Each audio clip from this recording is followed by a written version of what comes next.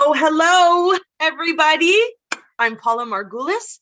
I am a real estate sales representative with EXP, and I'm one half of the Working on Common Ground team, where I've been working alongside my mom in real estate for over 11 years now.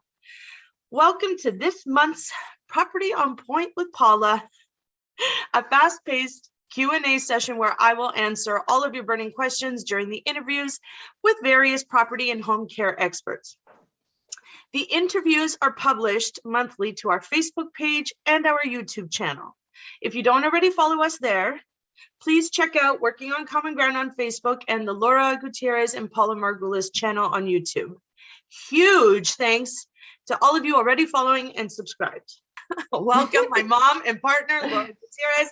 How you doing, Mom? I'm doing great. And Happy New Year. And Happy New Year, of course. Yeah. Let's talk about the market, Mom. It's a zoo out there. It feels like it's the Wild West. Let's hear your feedback. Share with our people. Yes, the market is a wild one. Those of you that were in the market in 2017, this is a similar race, not quite the same. And it began all, I want to say, last summer and fall, and it got completely wacko as we went into December. Multiple biddings, beginning in 20 offers, 30 offers, up to 60 offers we saw last week. So it is completely crazy. It's just a bidding war that the product doesn't take in account. It doesn't matter what the product is. If it is a finished product or if it is a product that needs a lot of work, if it is in one neighborhood that is not that great versus a neighborhood that historically had multiple biddings, it doesn't matter. Nothing. There is no guidance in here. It's crazy, just completely crazy market. What is it like to be a seller in today's market? What do sellers do now that they didn't have to do before? Or what sellers don't have to do now that they once had to do? Let's talk about sellers, Mom. Okay, so I think you are talking about the typical options that sellers had once upon a time, I want to say, which was, how do I get my house ready for showings? Do I do some upgrades? Do I do the declutter that is typical? Do I work on landscaping, it was very trendy up to, including last year. What do I do in order to prepare the house for sale? Well, nothing of what we used to do applies to today. Today, what we get to do is to understand what happened in the market today, and we can go back up to 2 weeks. 2 weeks, folks, is crazy, because if we look at 4 months, it's not going to give us any idea of where the bidding war will end. So how does the seller prepares for this task? Where is the topper? Where do we stop saying we want more money? We were just referring to that a little while ago. Back to you. Where you want to go with this, Pal? Well, I mean, let's talk about it for a second, right? Because if someone wasn't to read between the lines, okay, here, let's pretend I'm a seller.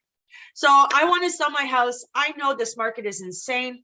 I know that I intend on getting as much as I possibly can. Well, folks, that is an irresponsible state of mind. I want to get as much as I can, because know that the ladder, there is no ceiling unless we create it. Wouldn't you agree, Mom? Unless I totally agree with you. A ceiling. Yeah. So let's talk about what is a ceiling and why is it relevant? Well, it is relevant because unless you are consumers, unless you're buying with cash, in other words, unless you have a mattress full of dollars, if you need to go out and ask for money, whether it's a lender, a mortgage broker, a bank, or whatever, those folks are going to use a way more conservative approach to what they're going to give you. And so you said, okay, this property is $300,000 more today than what it was 4 months ago. And the bank is going to say, well, it's up to you. You want to pay it. I don't feel secure.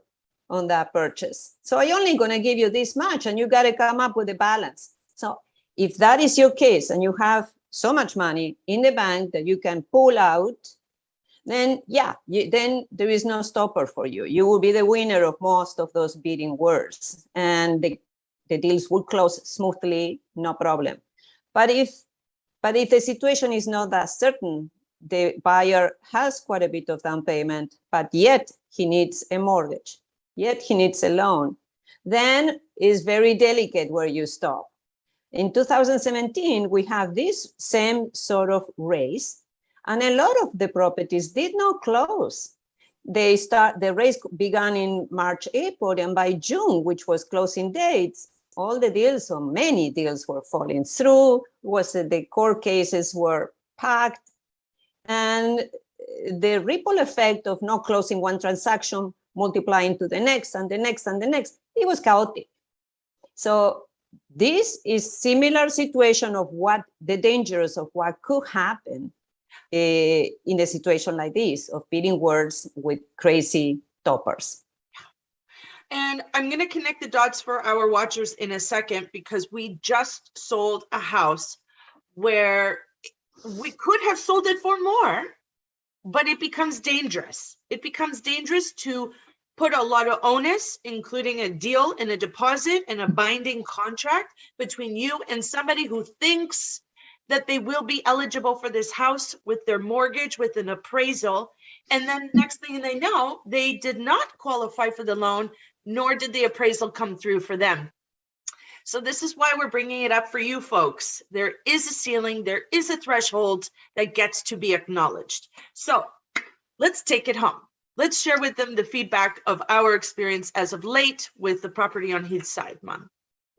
Okay, so how we prepare that property was we decided to stage it, 100% stage for this home, for whatever reasons. It was not presentable in a way that would have done the best in today's market. So we chose the approach of staging. It was a big home. It was, I think, 3,400 square feet. And we chose to stage it completely.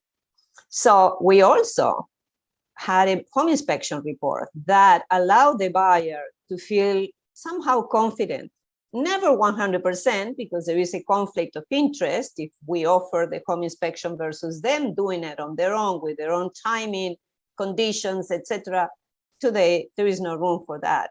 So we hired a home inspector. We had the home inspection report online available to the 60 showings we had in that property in 5 days.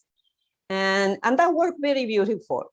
So the question was, should we have done something different for that home? Instead of staging it, we could have had it painted. We could have had some work with the carpets, replacement. We've done it in the past while preparing the house.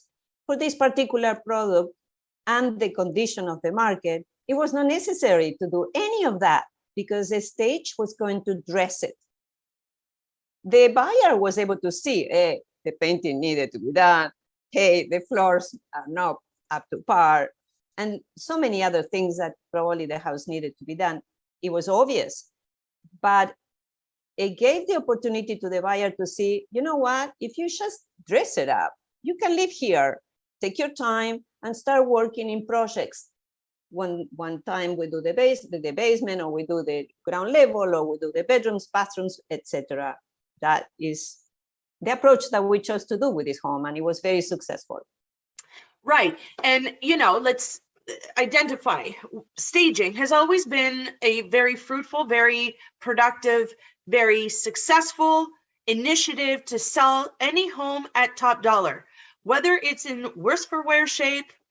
And I don't think I need to talk about a 10 out of 10 home that would sell itself. But for a house that is aged, dated, unserviced, staging is what we do today. And staging still has so much power and clout. The direct neighbor to that property we sold on Heathside sold for how much less, having not been staged? Do you remember the difference? Oh yeah, it's all about $180,000 less than this one. And that was in a way a property that had other upgrades that this one didn't, for example, swimming pool and a finished basement, ours was no pool, no finished basement, and it sold at $180,000 more in 1 week difference, no 2 weeks or 3, inside 1 week. Years ago, to get the biggest bang for your buck, you would have done things. You would have maybe changed your carpets. You might have changed the windows. You would have done anything it took to get top dollar for your home. Whereas today, you may not have to do anything. Possible. The reality is, folks, anybody who wants to sell today, you can sell today. Will it sit on the market? No. Is anything sitting on the market, Mom? Nothing. There is such a low inventory right now. It's like at a third of where we should be at this time of the year. So for any folks thinking about selling, you get to have a conversation with your trusted real estate agent. If you don't have one, you have there we us. Go. We're here for you. And just know, in today's market, we have competition at the yin yang. We do not need to sit on the market for more than a week. In fact, maybe you don't even need to do that if you're super strategic. There's not a whole lot of work to be done in your home. It will sell, and it will sell for top dollar, even if you never lifted a finger. However, it's not the best situation. And so staging and home inspections are your next level of productivity to get you to the next level of value. So is there anything else you want to share with us in this moment, Mom?